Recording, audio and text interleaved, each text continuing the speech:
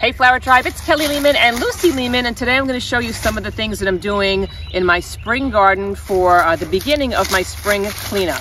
If we haven't met yet, my name is Kelly Lehman. I'm the owner of Cranberry Fields Flower Farm here in Cranberry, New Jersey, and I love giving you guys fun, free flower tips. So please feel free to subscribe to this YouTube channel and hit the bell notification so you know whenever I post another fun, free flower tip video. So let's dive right in. So here it is March, and temperatures are finally starting to warm up. And this is what my Hellebores look like at this time of year. So you can tell a lot of them are in bloom right now. So these gals are looking really beautiful. I'm going to get rid of some of the leaves that are on the plants. And then I'm going to go and clip off some of this brown, like winter zap, because I want to wind up giving these flowers a lot more aeration. I want to give them some space to get some sunshine. I want to let them breathe. And I want to make sure I don't have any kind of mold issues, because I've got a lot of, like dead leaves all around here, both from the plant and from some of the leaves that we just kind of blew in from like the garden. So we're going to take care of that first.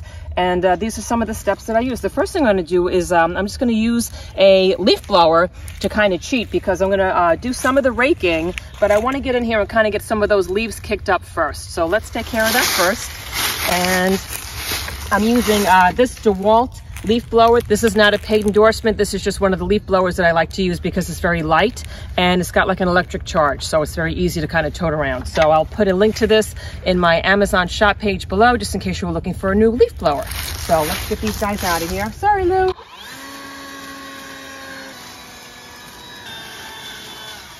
And now we're just going to come in here with the rake to kind of get rid of some of the other leaves. Lucy is not giving up her spot because it's like right in the shade. I'm going to do this very gently because I don't want to disturb any of the flowers that might not have bloomed just yet. So I'm coming in here with very gentle strokes.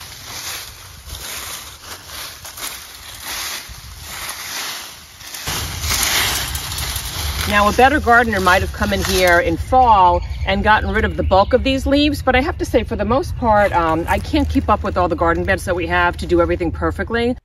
It's best to chop up your leaves and create a leaf compost before sprinkling them back into the garden, because it can really be beneficial, but I'm going to make a separate video to show you exactly how to do that.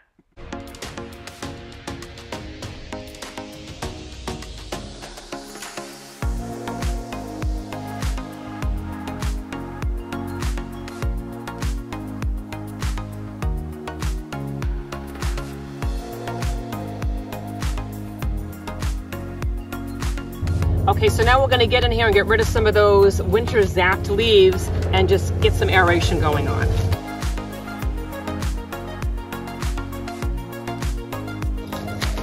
A lot of these are super soggy too, and this is no good because this would have caused a lot of like moisture issues at the base of the plant.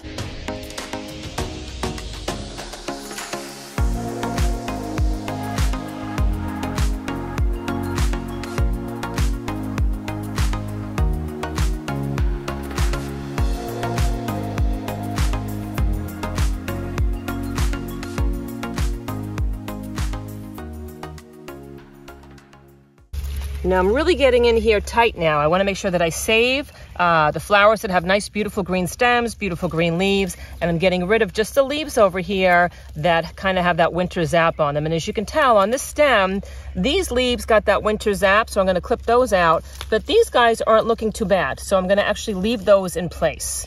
So now I'm being a little more selective with these stems. I wanted to show you something interesting about the leaves you're going to find on your Hellebores. So the long leaves, these really tall ones that are coming from the base of the plant that have no flowers around them, they were from last year. So I like to leave them in place for just a little bit because it has a lot of beautiful green. I know it's feeding my plant through photosynthesis, but I also know that I do have to get rid of these leaves because what's happening is they're laying flat on the ground.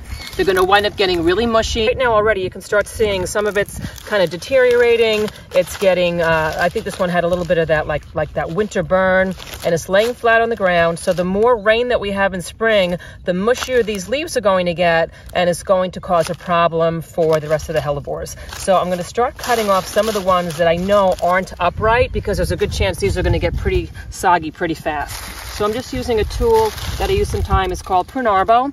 This is not a paid for advertisement, but the folks over at Prunarbo did send me this tool, and I have to say I find it really helps my garden cleanup go super fast. And I'll put a link for this in descriptions below. So I'm just going to kind of cut these stems off.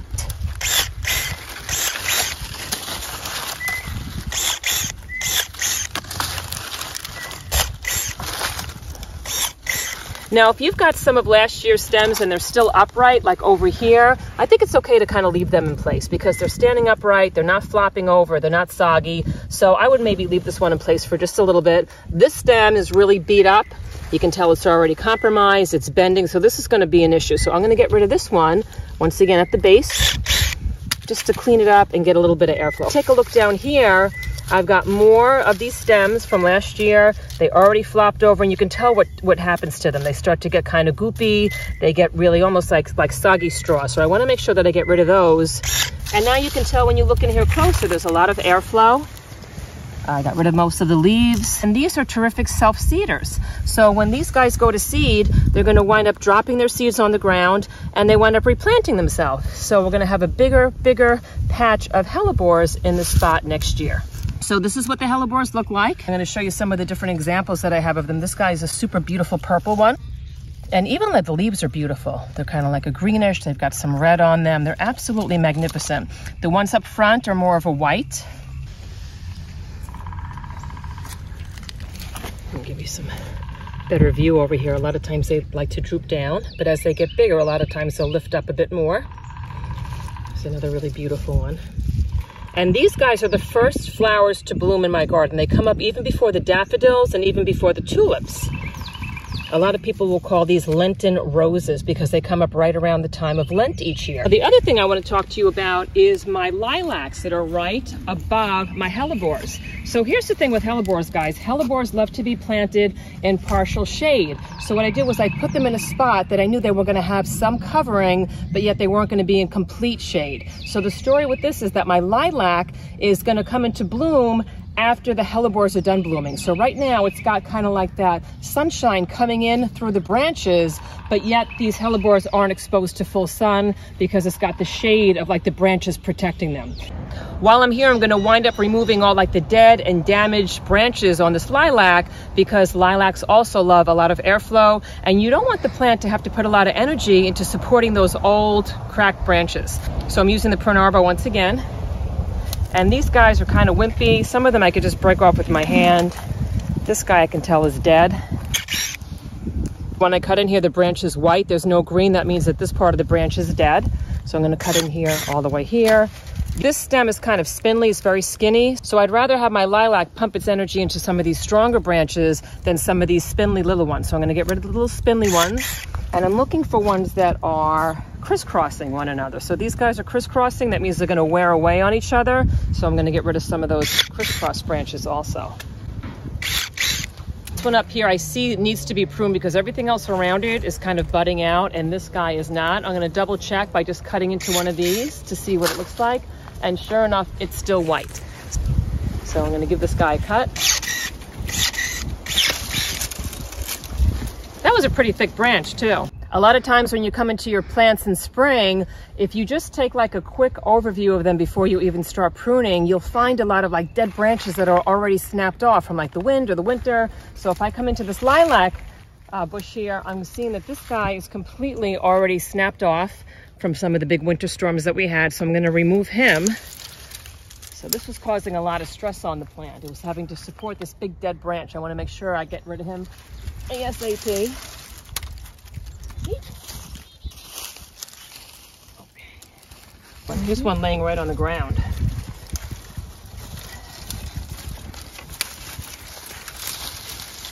Whoa, look how big this guy is.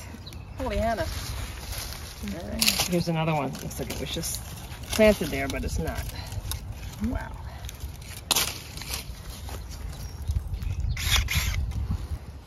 Wow, looks like this looks right out.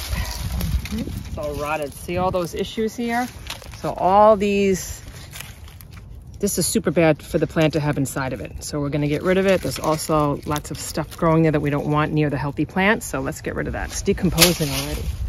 Okay, so this part of the garden is looking so much better. I've got most of the dead branches taken off of my lilac.